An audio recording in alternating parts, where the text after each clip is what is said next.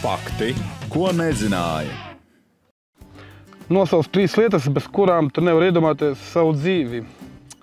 Darbs, sporta zāle, mājas.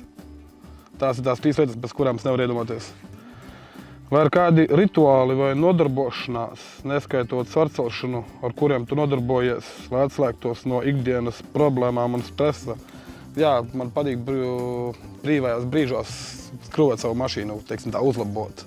Tā ir tā kā lieta, kas man palīdz atslēgties no rutīnas ikdienas, no visiem treniņiem, no visa pārējā. 3 pozitīvas īpašības, kuras tu gribētu redzēt cilvēkos. Apņēmība, pašdisciplīna un neatlaidība, teiksim tā. Jo tās manā skatījumā tās vienas no svarīgākajām īpašībām, kuras vajadzētu vairāk, ceļš jauniešos. Kāda veida ģimenes atpūtu tu izvēlēs? Tādu ir daudz, bet pa lielam ģimenes atpūta manā skatījumā ir tā, kur tu pavadi laiku neatkarīgi no tā, vai mājās, vai ārpus mājām, bet kopā ar ģimeni. Tas ir manā skatījumā pats labākais, pareizākais variants ir. Bet dažādas, es saku, kā man to ļoti daudz ir. Mīļākais sporta veids, kuram tu seko, izņemot svarcelšanu? Tas ir labs jautājums. Kam es sekoju? Dažādība man ir, es sekoju vairākiem, bet ne jau tā, ka tieši konkrēti, kā teiksim tā, ka cilvēki ir kas hokeja fani, kuri tikai hokejs un hokejs, bet es pa lielam daudziem sekoju. Tur paskatos vienā, kas ir, kas otrā un trešā. Vai tev ir kāds mērķis vai sapnis, ko tu gribētu sasniegt nākotnē? Tādu ir padaudz īstenībā. Viens no tiem ir gūt labākus rezultātus spēka vīru sacensībās. Uzlabot treniņu rezultātus. Tā pašā 3 cīņā sasniegt augstākus rezultātus. Tad uzlabot privāto dzīvi arī. Privātā dzīve, kā saka, visu. Pa lielam viss no tiem.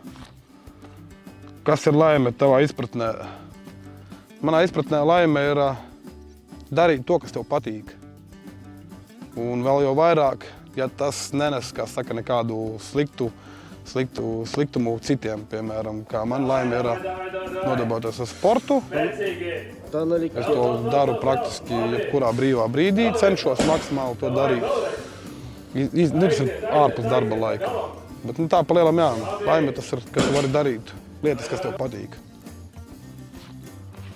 Zinot, ka spēkavīriem ir labi jāēd, kāds ir tavs mīļākais ēdiens, kuru tu pats proti pagatavot? Plovs. Man patīk tieši plovs vairāk.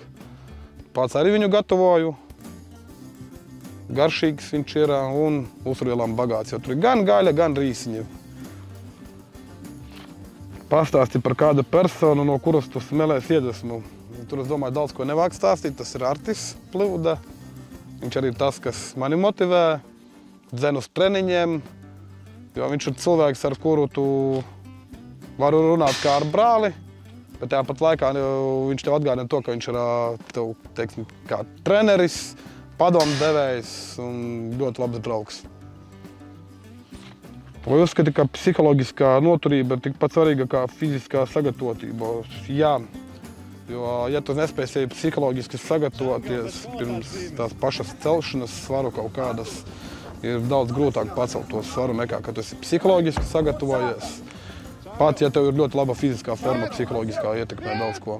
Esmu pats pārbaudījis. Fakti, ko nezināja.